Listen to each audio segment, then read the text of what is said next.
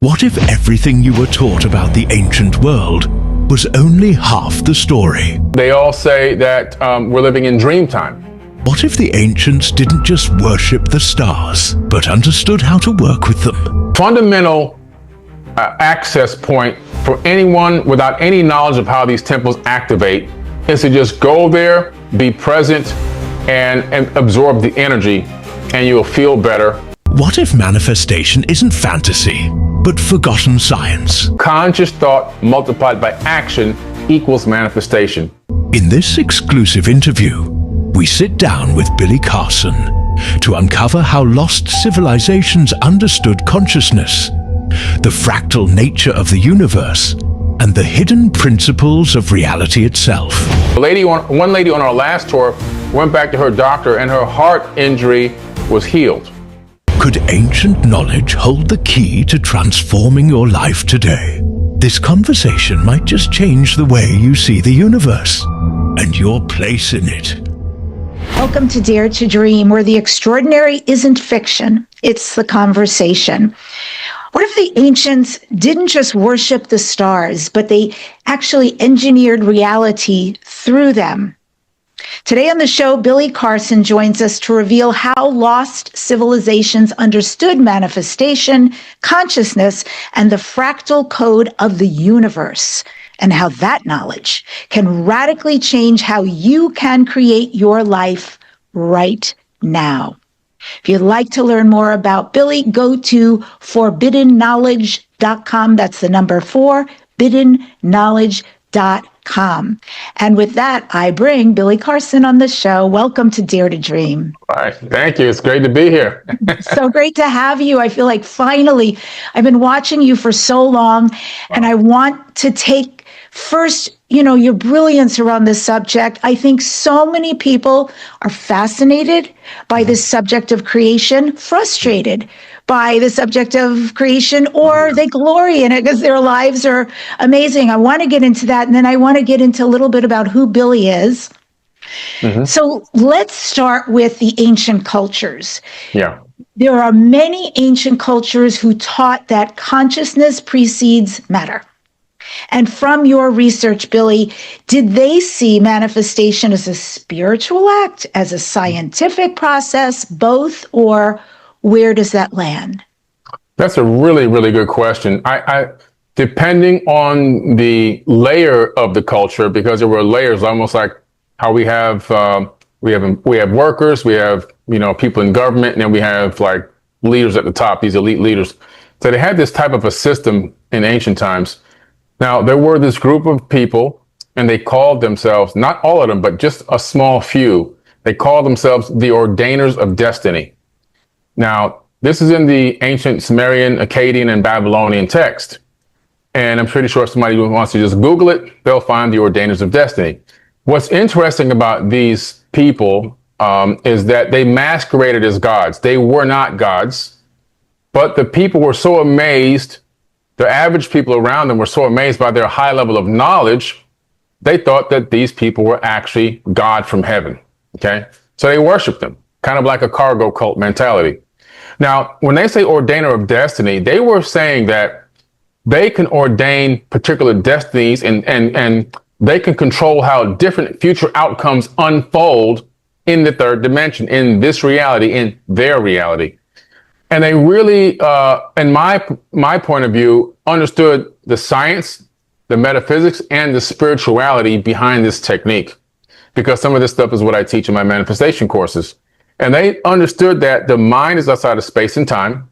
They also understood that they can send ripples into the future and alter future realities. And those ripples are coming from conscious thought waves. They knew that in their mind's eye, they can see potential future outcomes at once. In other words, not just one potential future, they can see multiple futures. And they can isolate the one that they want to bring to fruition through conscious thought backed by action. So they began to take these action steps on the one they wanted to collapse into reality. And by that method, they literally would send a ripple out in space-time that would collapse the third dimension into that reality. They would rendezvous with that particular outcome at a future point in time. So they understood, like, for example, if everyone's doing this already, but we're not really aware of it. So if I want to manifest a house, I want to create that as my future reality. The first thing a person does is they start, checking their finances to see if they can afford a payment, what their budget would be if they can find a house. And then they start taking action. The conscious thought now is led into action. They start looking for a property. Now you swipe online until you can find something, and you check with the realtor, see if you can take a visit. Now they've multiplied the action by going and take a visit to the property. If the property fits all their needs and their budget, they may then now close on the house. So there'll be an energy exchange that we call currency, and then they collapse that reality into existence, and now they're in that property, they're in that house. So this method is being done by us on a consistent basis. We are just not aware of it. But these people, these beings called the Anuna, some call them the Anunnaki, they were well aware of it. Yeah, and they understood how to do this very, very strategically. Oh, okay. That's a whole new piece right there. That is fascinating. Can you go into more about the Anunnaki? Because, I understand a piece of their history about their planet, why they came here for the gold in Africa, and, changing up our genetics and wanting us to help out there. I would love to know more about them specifically, these very tall beings that were considered gods at their time. Yeah. Well, a lot of people think they only came from this planet written in the Enuma Elish called Nibiru. Now, Nibiru is in the Enuma Elish. However, as I dug deeper into the research and the study, not just into the Sumerian, Akkadian, Babylonian, but also across the board, Egyptian, star lore from the Aboriginals in Australia, star lore from the indigenous natives of the North Americas, the verbal handed down histories in Bolivia and Peru, and other texts in like India, the Mahabharata, the Bhagavad Gita, the Indian Vedas. They all are telling one massive story. It's the same story, but when you look at all the text, all the information, all the stories, they're making a complete picture.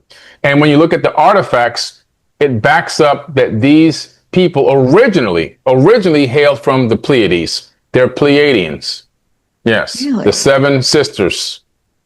At all points. There's even star maps that exist in the British Museum, cylinder scrolls, that show the route from the Pleiades that they took to get to this solar system and to get to other solar systems. So the Pleiades is mentioned in the Bible, it's mentioned in the Egyptian text, it's mentioned in the Sumerian, Akkadian, Babylonian, all the Asian cultures, Indian, North American, and the Hopi tribe called them the Star Brothers, and they say that they were seeded on this planet by Pleiadians.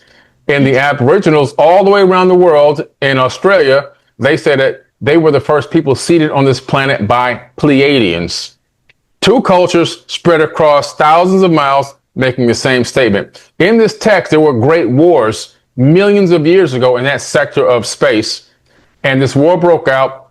They had a weapon called the Brahmahama Astra. And this weapon was so deadly, it was destroying planets.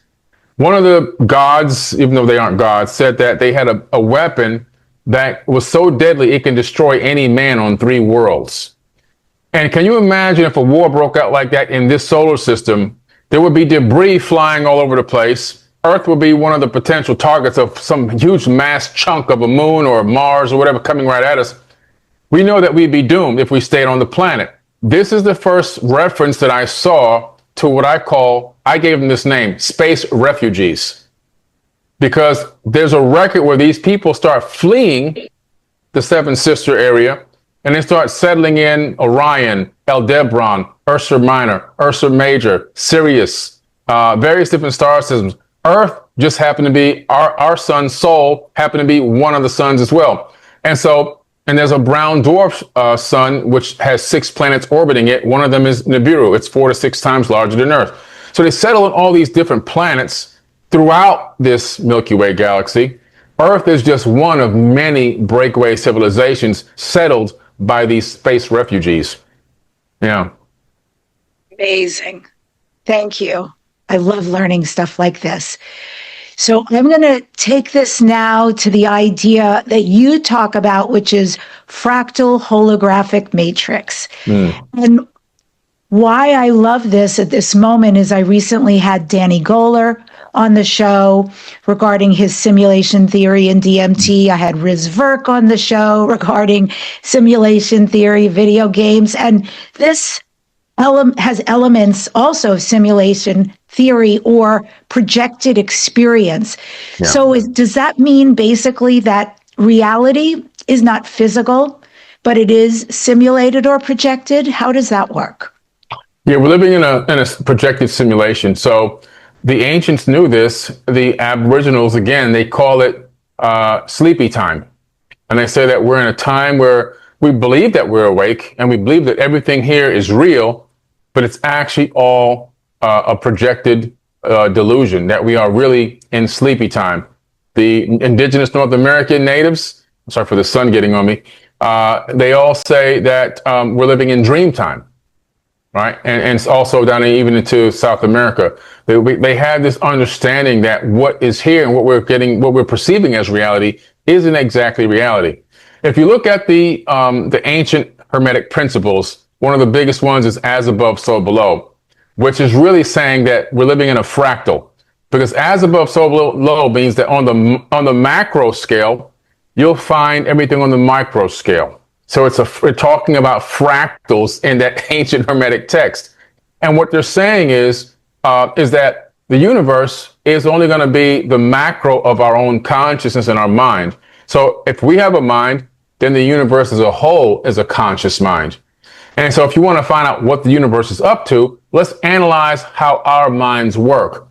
Our brains are encased in complete darkness. They don't know what's going on outside of the skull, but our brain through the neurological system is directly connected to our sensory perception system. So our sensory perception system are the friends of the brain. And the brain says to its friends, go out there and collect me some information. Bring me back some data. The friends go out, they smell, they taste, they see, they touch, they hear. The friends themselves don't fully understand the data, but they transmit it back via the neurological system to the brain. The brain takes that data, raw data, sorts it all out, and projects a hologram as to what it believes is going on out here based on collected data and information. And we navigate through this matrix off of projected data from collected, a hologram from collected data. And so the universe itself, it says, okay, well, how does that work? Well, the universe is a conscious mind. And what are the universe's friends? Every single living thing that exists throughout the known universe. And so it says to its friends, go out here and live your life and experience this third dimension. So we experience this third dimension. We're all a fractal of that one source energy. We are all literally operating from one single consciousness with a slight variance of frequency off. So I'm 99.1, you're 99.2.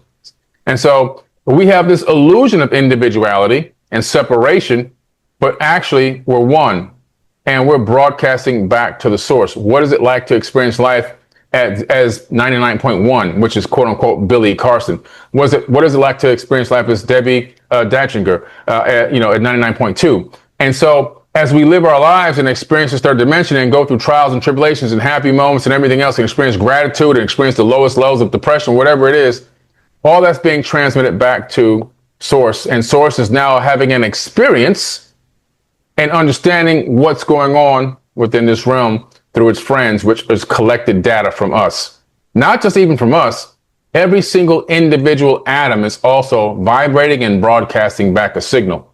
And so what I learned through this is not only is the universal fractal holographic matrix, but is imbued with divine energy. Everything in this universe is alive, even a rock, even a blade of grass, even an individual atom inside this phone, because we know through the double slit experiment in quantum physics that electrons orbit atoms and they make a conscious decision based on observation whether to collapse from a wave into a particle. That's the double slit experiment, and that's wave particle duality, called the observer effect.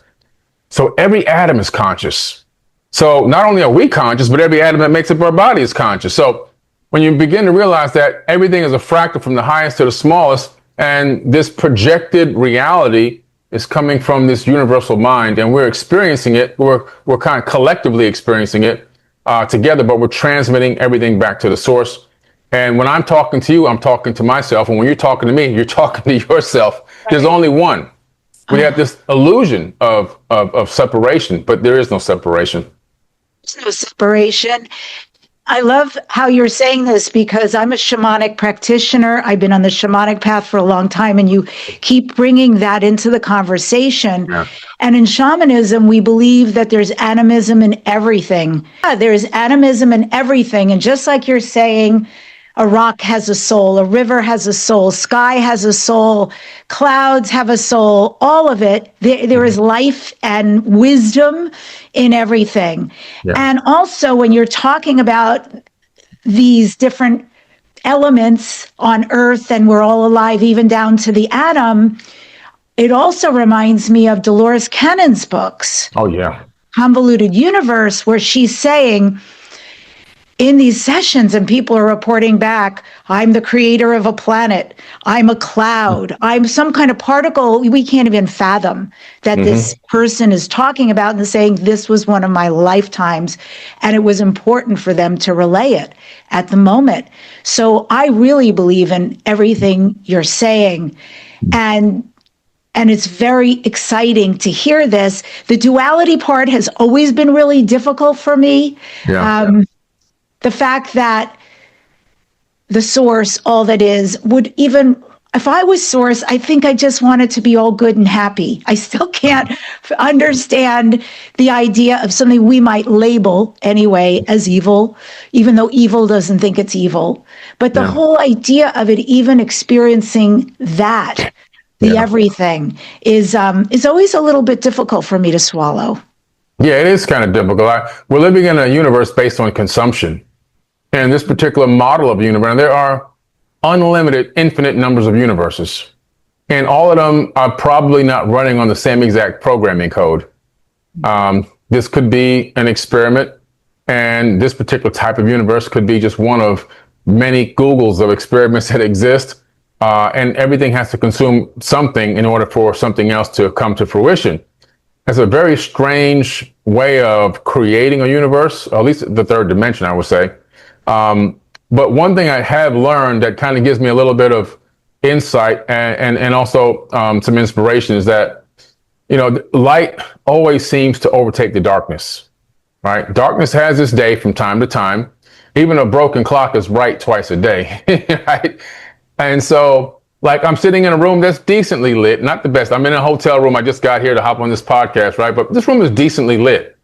But there's no amount of darkness that I can inject into this room to make the room go completely dark. Not because there's light around.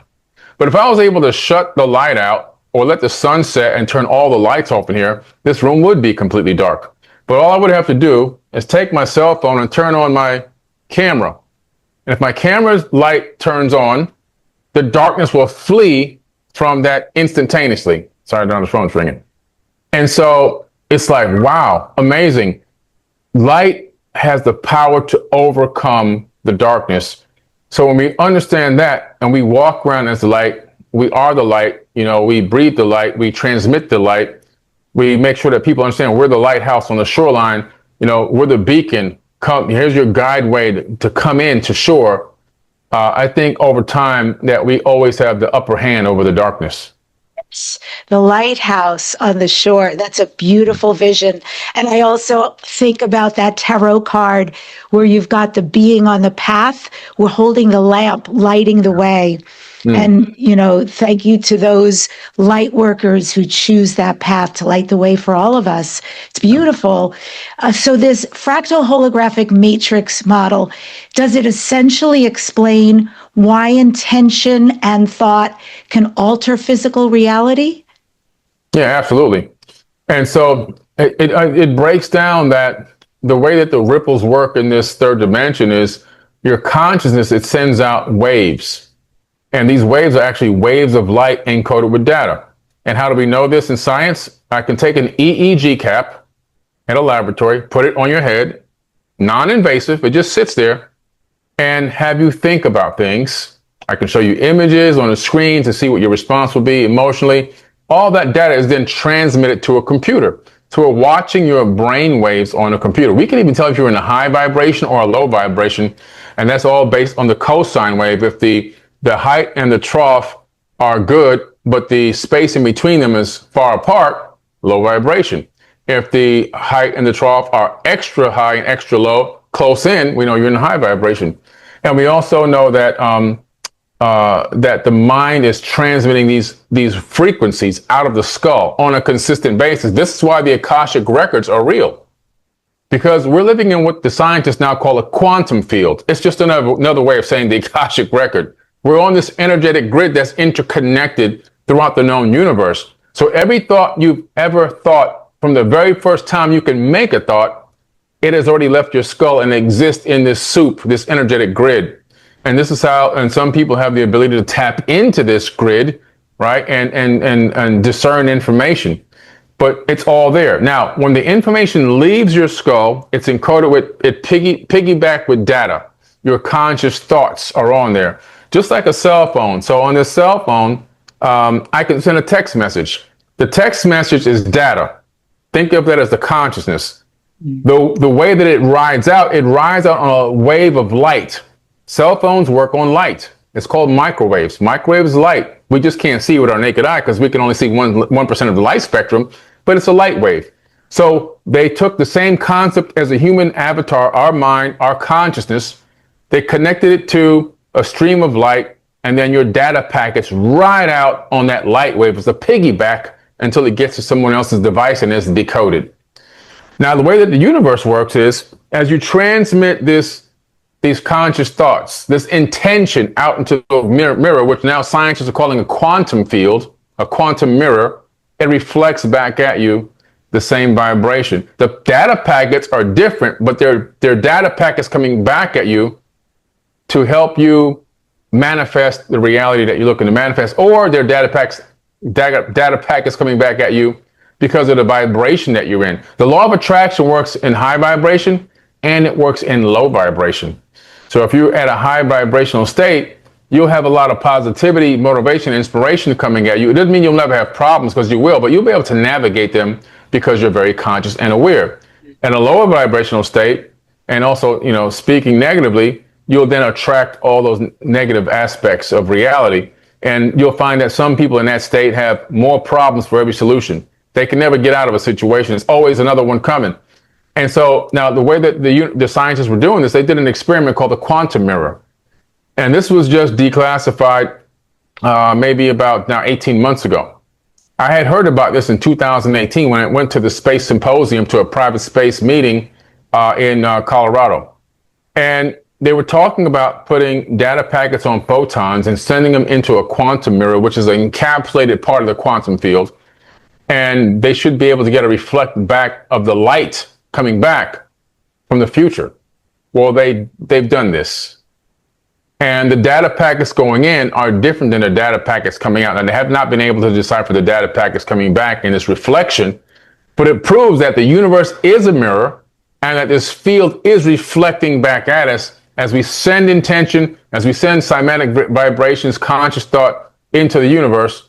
It's reflecting back at us. And that has a huge part and a huge role in how you create your reality. I have a formula called CT multiplied by A equals M. Conscious thought multiplied by action equals manifestation. Everything we do to create the manifestation has to go through that particular phase. Something popped when you were mentioning, even down to the atoms. Atoms have consciousness. Yeah. So if that's true, and this is the first time I've ever wondered about this, but let's say somebody has a disease, it could be anything, arthritis, something that keeps replicating in the body. Does that also have a consciousness? Is there awareness somehow on some level of what it's creating that might be independent of the person who might not prefer that, or the body that might not prefer that? How does that work? That's a great question. Because we're living in a fractal holographic matrix, everything exists within the body is also a fractal. First, we have three main brains. We have our conscious mind, we have our heart brain, and we have our gut brain, which control most of our daily lives. Mostly the gut brain controls everything, right? And then in our heart too, we get in trouble with our heart because we follow our heart but we don't take our brain with us sometimes, all right? But then if you go to the fractalized scale, every individual cell in the body is also a conscious universe. Every individual cell. They discovered that the cells have, of course, we know the mitochondria, they have energy, they have an entire ecosystem inside of each individual cell. And they discovered that the cells communicate. They can communicate with each other through vibration. These Cells, mushrooms, like the mycelium. like the mycelium network, yeah, they actually communicate. So we're walking around with a multiverse inside of our bodies. And we have billions of microbes living inside of us, living inside of their own multiverses. Wow. And they're conscious, which is incredible. And so we are a walking universe because we're a fractal of the universe itself, as above, so below. And now these diseases and illnesses, those cells that are making up that, they are creating their own reality. Of course, they're malformed and creating situations and issues in the body, but they are only consciously aware of what their instructions are to create. So each cell has a code, and these codes also are modified by hormonal codes. Every time a hormone is released in the body, those hormones carry programming codes through the body. That's how the body functions.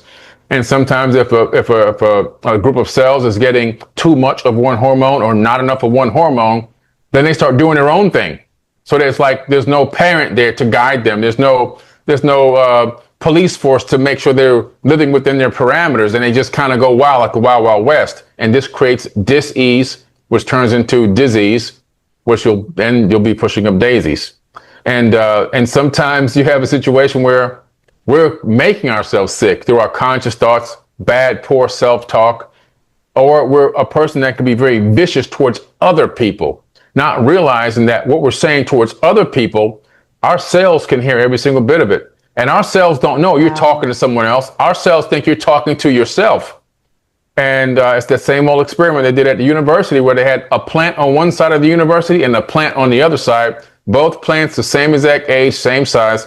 They had the kids from that experiment speaking nasty to one plant and speaking love into the other plant. One withered and died, the other one grew and prospered.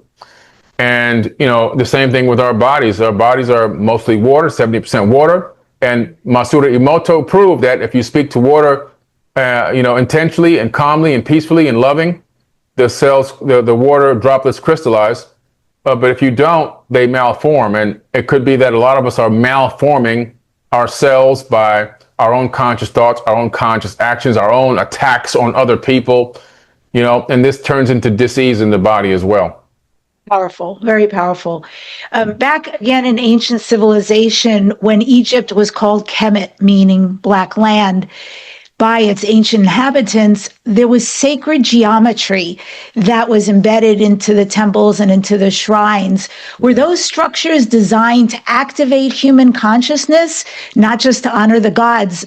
Were they meant to activate the people back then? And then how? How did they do the activation? Oh, yeah. So that's a great question. I take people on tours all over the world nonstop. This is one of my biggest tour years. I'm going to like 5 countries this year. And one thing I do see at all these sites, the encoded ancient wisdom that's been left behind. Like there's the flower of life embossed into the columns at the Osirian in Abydos, Egypt, which is a very hard place to get to and very hard to even get permission to go down into the Osirian. These temples and these structures and these ancient pyramids, they all have a particular level of healing power. Okay. Now, the way that they work is the fundamental access point for anyone without any knowledge of how these temples activate is to just go there, be present, and absorb the energy, and you'll feel better. People go there with heart problems, hip problems, injuries, and they can just go through the tour, and at the end of the tour, they feel better. They can't even explain it. One lady on our last tour went back to her doctor, and her heart injury was healed.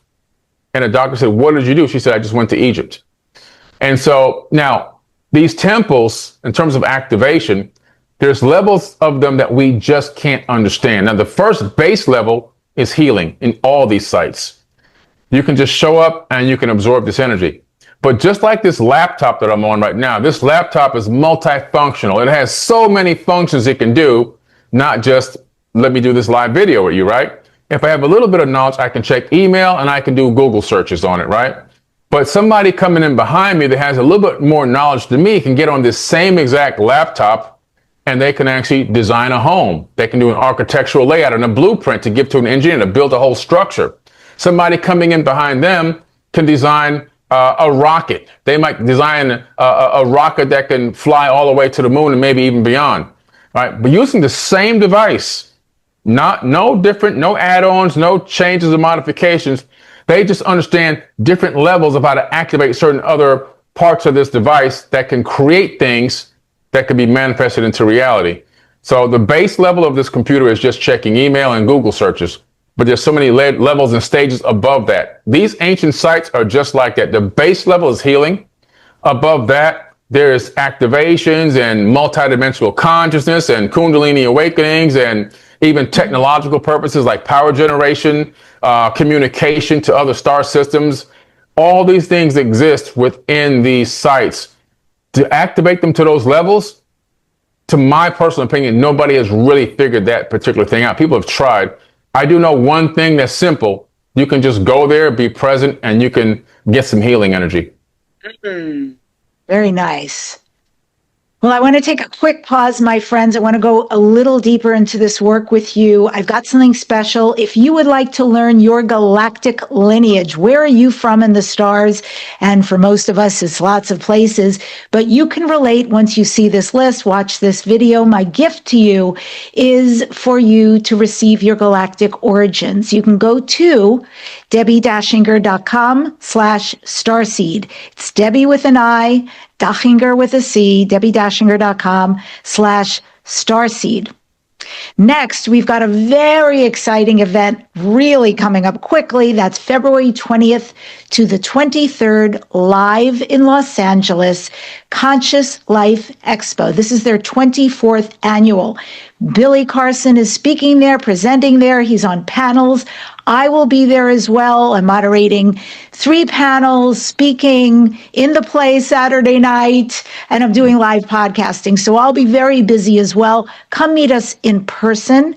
Get your tickets now. Don't miss this.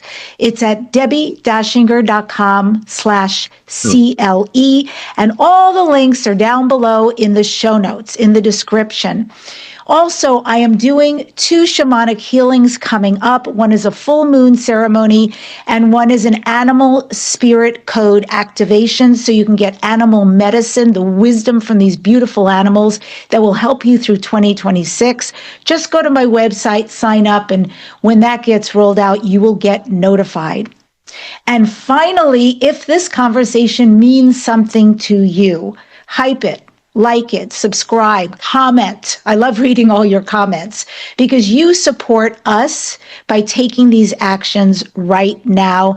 And this way we can reach way more star seeds and light workers all around the world. We like to be very supported by our community too. So thank you in advance for that. Billy, I am so curious about you because listening to you speak for these many years, I've often thought, how does this man know what he knows? It's really impressive, the depth, the intricacies of the information, and how you're able to disseminate to the layperson. And then I saw, oh, okay, he has a certificate of neuroscience from MIT. Check. Yeah, he's got a certificate in ancient civilizations from Harvard. Check. Starting to make sense. Yeah. So you're a kid, I think you grew up in New York, is that right? I was born in New York, but I grew up in Miami. In Miami, okay. I was born and grew up in New York.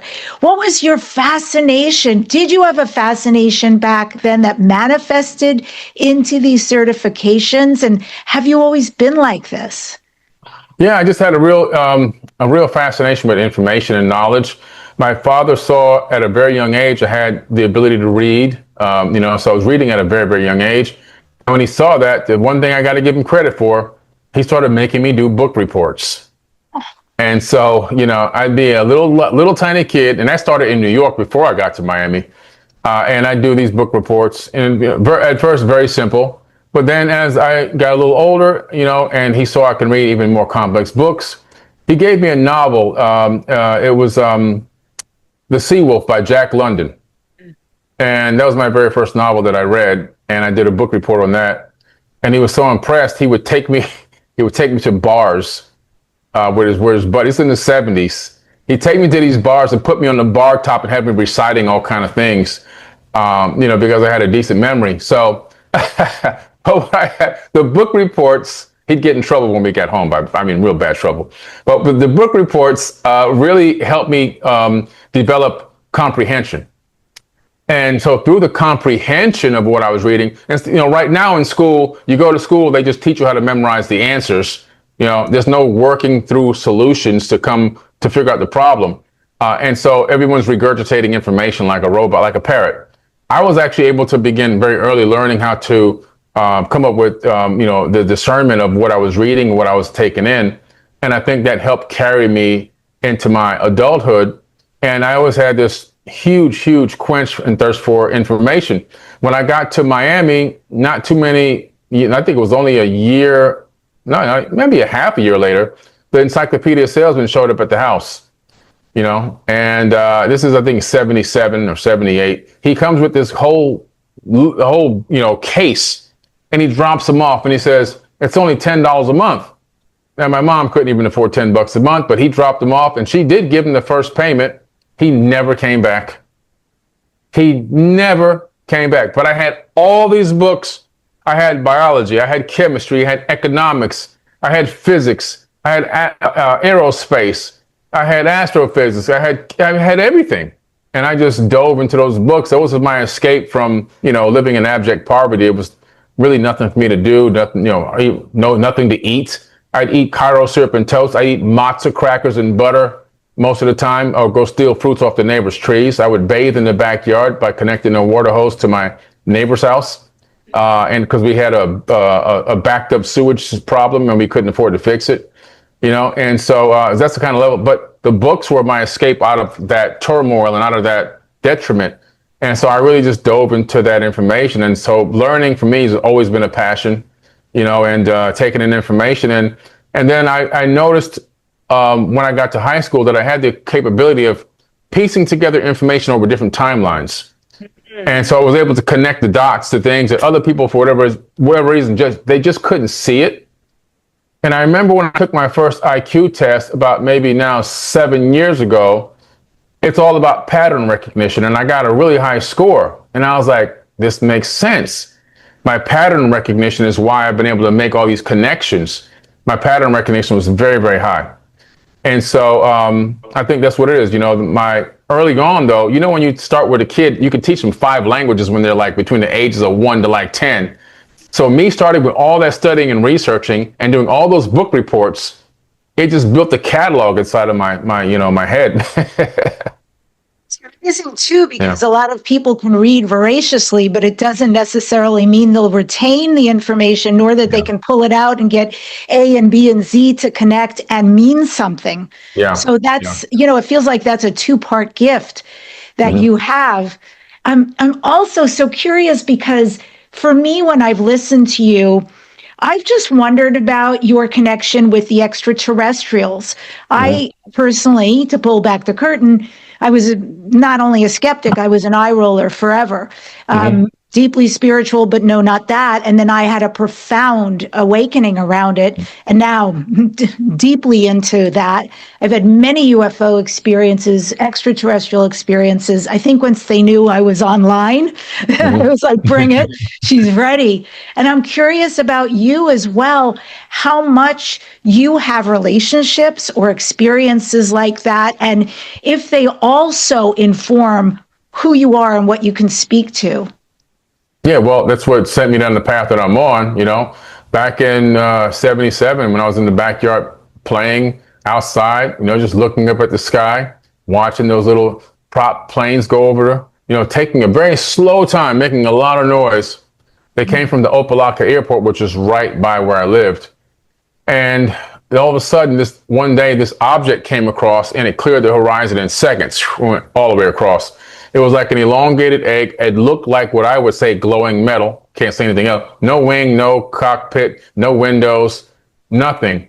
And it just wasn't, from my perspective, it wasn't an airplane. And just as I was so amazed and surprised at what I saw and was almost turning to run in the house, it came back, but then it just stopped like that. And it was much lower. Now, you know, at my age, I can estimate probably like maybe 90 meters above me, completely silent, but maybe 2-3 seconds, and then it was gone. And then I ran in the house and I told my mom what I saw and what happened. And she said, son, in the ancient past, there were advanced beings that lived on tops of mountains. This is in the 70s. My mom tells me this. She says, you need to go to Machu Picchu. And that's why in my first book, Compendium of the Emerald Tablets, there's a picture that I took with my own camera at Machu Picchu. And underneath that, I wrote a dedication to my mom because I finally made it to Machu Picchu. She had long since passed away by then. Yeah. So these encounters are real. And then I had a second encounter in 2010, which to me was more like an encounter of the fourth kind. And it took me a while to talk about that one because it was really, for a while, it was extremely traumatic. I've done a lot of trauma work on this topic now, so I don't really get as destroyed as I used to talking about it. I had a lot of PTSD I had to work through on this, but they came in my house. It was about 9:00 p.m. Eastern time. I was watching ESPN highlights, updates on TV, and the room turned this lavender color and the TV shut down. I thought my boys were playing a trick on me. They weren't behind me when I looked over my left shoulder. When I turned around, these two beings were just standing right there. They had to be maybe 4. I'm pretty tall. I'm 6'4", and I'm sitting in a chair probably about the height of the one I'm in now. So that means they'd probably be about 4.5 feet tall. But they were standing and I was sitting, and they were right in front of my face, within inches of my face. Their eyes looked more like coverings, grid hexagonal type coverings, a pattern inside of there. Not necessarily like real eyes, maybe some type of protection. I don't know. You know, just looks like a slit for a mouth, you know, little tiny slit for ears and little slits for a nose. No real nose structure, no bridge. They weren't really gray, even though they did look like the hypothetical, typical gray type style, but they were more taupe-ish color. And it looked like they had on a body type suit, very long dangly fingers. And my brain felt like it was shaking in my skull. I tried to scream. There was no sound coming out my vocal cords. Zero. It was like I was muted. And with just as quick as it started, it stopped and they kind of bounced out. They don't walk like we walk. Or at least from my perspective, they didn't walk like a human. They almost like they were on strings. They just kind of dangled in a weird kind of way. Like the gravity wasn't affecting them. I don't know. I don't even know what it was. But they bounced out and they went right through the wall. And then the lights came back on, the TV came back on, and I went running around the house and it scared everybody in my family.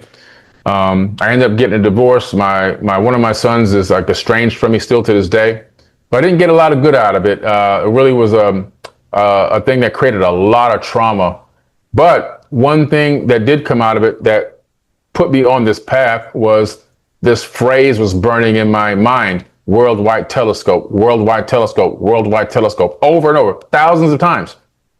So I went to my computer, and at that time, it wasn't Google that was like the big search engine. It was excite.com. And I typed into excite.com. I said, okay, worldwide telescope, what is this? And the first search result that popped up is worldwidetelescope.org. And I almost fell out of my chair. I went to the site. It turns out it's the site where all the space probe data that has been paid for by taxpayers and private corporations exists in a format that you can actually see the data. You can see the imagery. You can see the probes, what the probes have recorded, the rovers on Mars. You can see from the mass cam view. You can pan left, right, zoom in and zoom out. And so I said, okay, so let's take a look. I installed the software and I went in.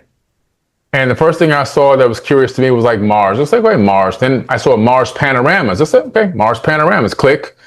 And then I saw a Spirit rover, Opportunity rover. I was like, wow, really? So I clicked Opportunity rover. I go in and I'm looking around on Mars from the perspective of the rover from pre-stitched images, but it gives you that realistic feeling as if you're doing it in real time. But all the imagery is real. And I start seeing things that didn't belong on the surface of Mars, anomalies. structures that look like what I would see down here in an ancient civilization that's collapsed, like in Peru or, or Egypt. Broken stones that are put together in a way where they're almost molded together, but pieces of walls and other objects that just didn't appear like they matched the surrounding terrain. And that got me into Mars anomaly hunting. And then I ended up finding a group of people on Facebook, and we built these groups called the United Family of Anomaly Hunters. And a lot of our anomalies made it to mainstream news, CNN, Fox, Huffington Post, I mean, you name it. We had stuff showing up on Ancient Aliens on the History Channel. They were like, what is this? And so a lot of these anomalies are, and we're still searching to this very day. But that experience set me on that path. Yeah. Amazing. Do you feel, even if it was subconscious or like getting a zip file, do you feel like there was a transmission, an activation, family, star family, anything along those lines? All I can think is that they activated something inside of me or transmitted some type of, at least that initial phrase. They knew that I'm a person that once I get any bit of information, I'm going to go dig into it. And they probably realized if we drop this into his mind, he's going to go deep into this, and he's going to realize that Mars is linked to the ancient Sumerian tablets. Because through that research of those anomalies, I said, I got to go look in these texts, because they keep calling Mars the god of war in these texts. There's got to be more to this. And then I start finding out in the Akkadian and Babylonian texts that they talk about Mars as being part of this civilization. It was a concurrent civilization running on Earth and Mars at the same time. And they had people living there called the Ijiji. In the British Museum, you can find these tablets. They called themselves the Ijiji. They were the working class gods, or the Anunnaki, the lower class Anunnaki. So if you're an architect, then you have an engineer, and those two guys ain't touching no dirt. But they'll have a foreman, and the foreman will oversee the workers. They're all in construction. There's a hierarchy, though. And so these particular Ijiji beings, they were going to go to war. And they started a war against Earth because they felt like they were being enslaved and put to do too much work. Specifically, they were doing too much work on Mars. And so I said, this is crazy. They're talking about Mars. They talked about burying one of these Ijiji. They're talking about burying this god named Alu, one of the Anunnaki, on Mars. And I'm going, Mars is tied into these ancient texts. I just can't see people thousands of years ago writing sci-fi movies like this when they're trying to worry about how they're going to survive the night and feed their village. So there's got to be some truth to this myth, And that led me deeper into ancient civilizations. My gosh, this is amazing. I always, when I hear something like how you're telling it from a beginning, and there's an arc for me, listening to a mess becomes a message to like the right guy, and certain things have to happen to activate you to step into who you really are. Right. I'm sure your soul on many lifetimes has had this brilliance as well. And then I know from watching Joe Rogan that you are friends with Terrence Howard. Yeah. Who knew? I mean, who the heck knew? I once upon a time was a professional actress. I've been watching him forever. He's amazing. Yeah. But I had no idea what existed, the genius within him. So tell me about your friendship with Terrence, and what is it like for the two of you to hang out together?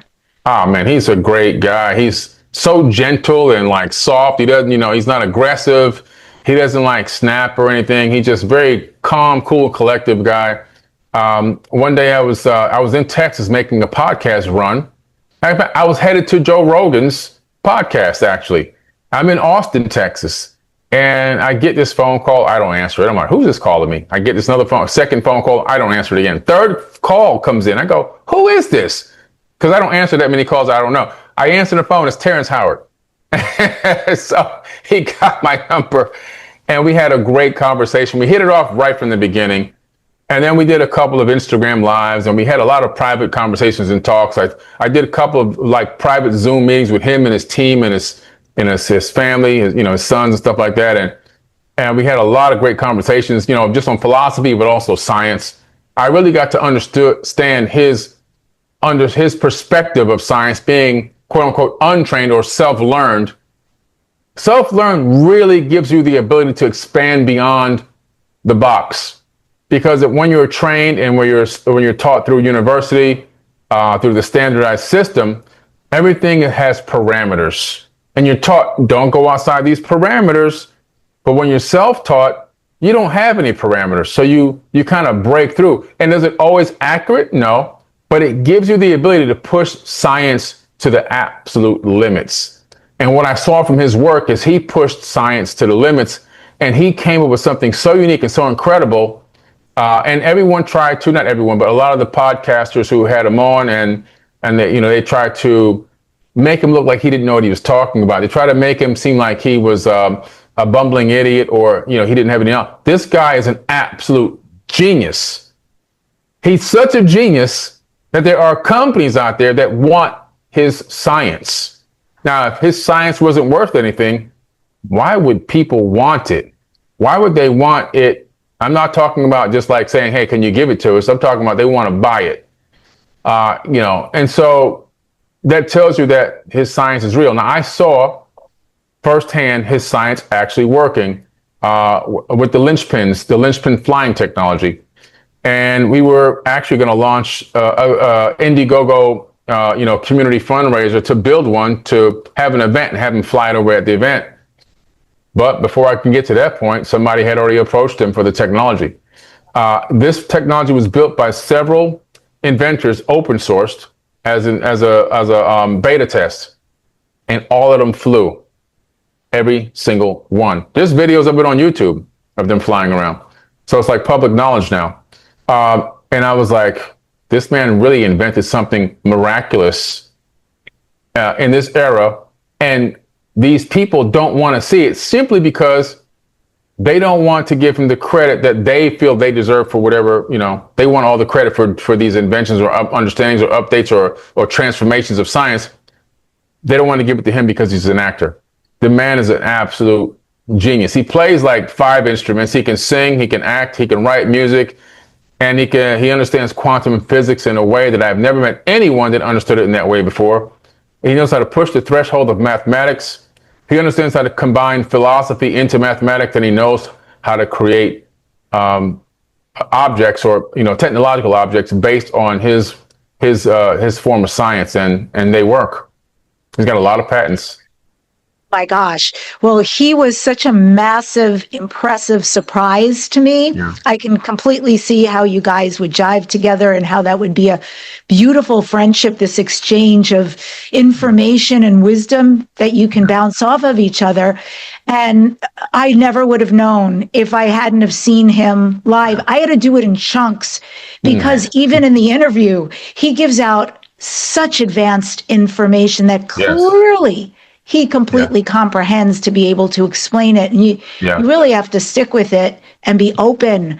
And a lot of what you're saying, it's really true, this shutdown attitude or, trying to debunk, and it's happening in archaeology these days. Yeah. We went to school and we learned this, and this is how it's done, and this is what exists in history, and this couldn't possibly, and that's clearly not true. Exactly. Because what's being shown, not just Graham Hancock, but what they're finding, like the tunnels under the earth. And it's amazing what exists right now. If ever there was a time to be open, it's now. Nothing we're living in is a one and done conversation.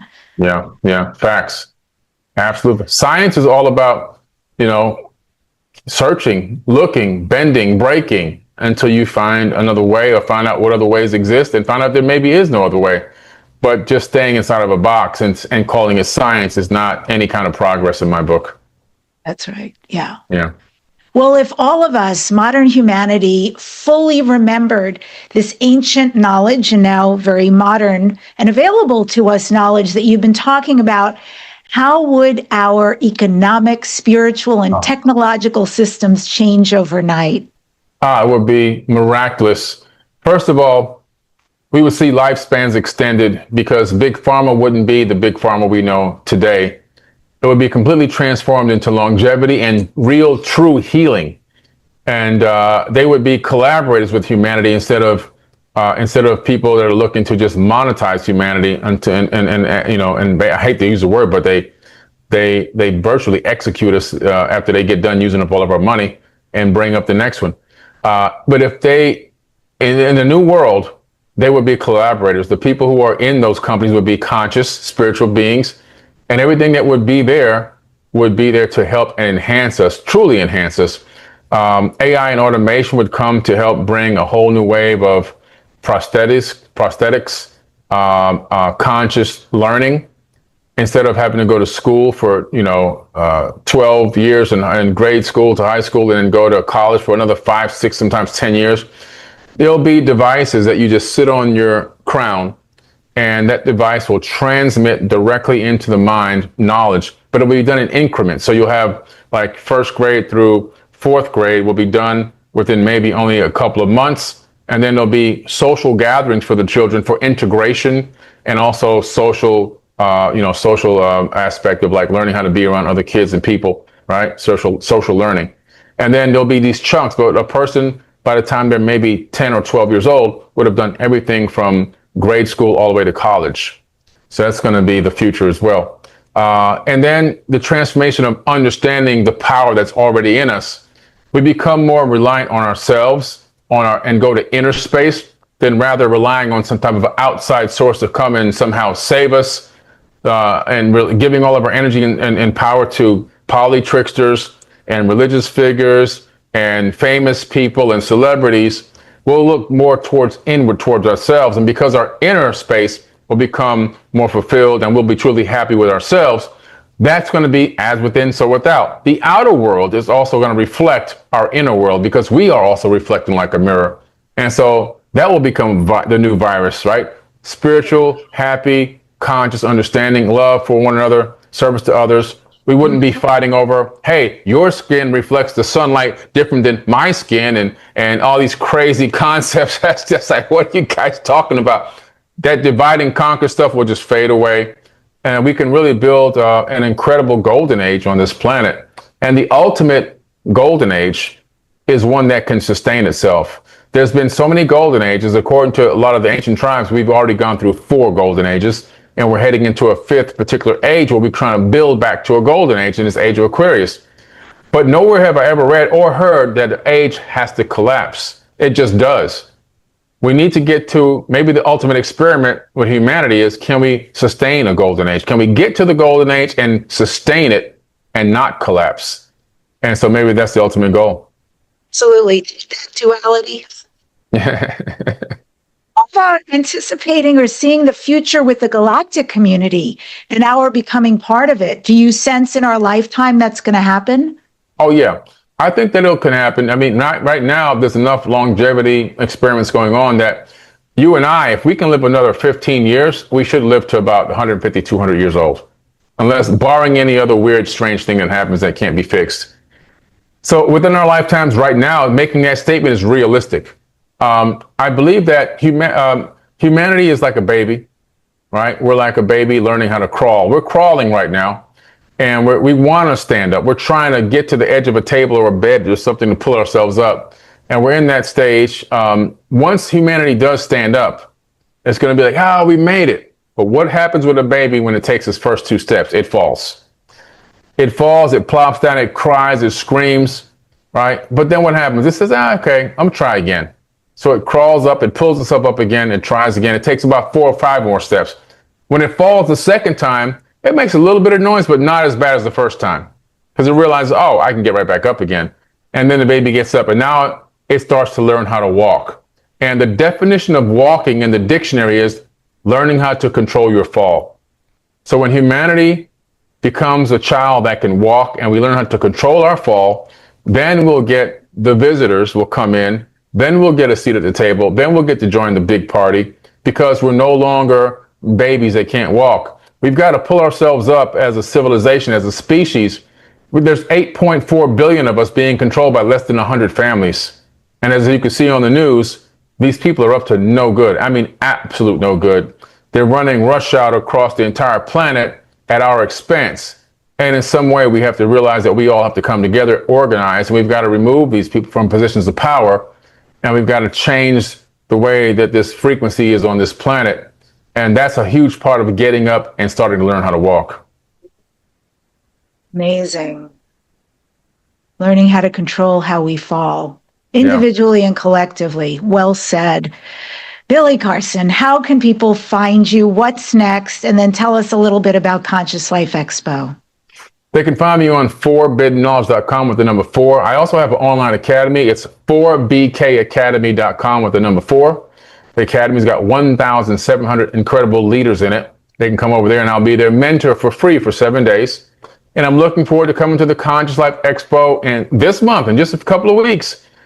Incredible talks on the fractal holographic nature of the universe, manifesting, how to activate the manifestation codes that we already have. I'll be talking about, of course, ancient civilizations, the underground labyrinth in Giza and other places around the world that have been discovered. And also I'll be on 2 amazing panels. So it'll be a huge weekend of incredible lectures, talking, and panel discussions. So make sure you come out to the Conscious Life Expo 2026. Right on. Yeah. Thank you for coming on the show today. And last question, Billy Carson, what do you next dare to dream? Future dreams or goals? What are they? My future dream is to really create a huge homelessness program. I want to really find a way to solve the homeless program, the homelessness in America through a program that I want to develop. At one point, I was homeless. I was homeless, not for a long time, but I was homeless for a week. And I know what it feels like to be like, okay, what am I going to do now? I had gotten to a place where I had lost everything. It's a long time ago, obviously, but I lost everything and I had to find a way out. Now, I was fortunate. I was able to find a way out and I had some level of sanity in my mind that allowed me to still do that. A lot of people that are facing some of those homeless situations, they are struggling with some other mental health issues that I just didn't have, right? And we need to do SPECT scans of all their brains with Dr. Daniel Amen and Amen Clinics. We need to have real psychiatrists not prescribe them drugs, but give them a regimen and supplements like I was on for my brain injury from my car accident that completely healed my brain injury.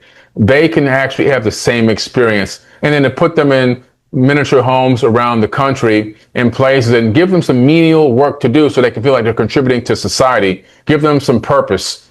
And so that's a project that I'm looking forward to. I end today's show with this thought. Perhaps manifestation was never magic after all. It was memory, a remembering of who we are, how reality listens, and the ancient truth that consciousness has always been the architect of worlds. Yeah. This has been Dare to Dream for curious souls connecting with extraterrestrial life, higher dimensions, and ancient shamanic wisdom.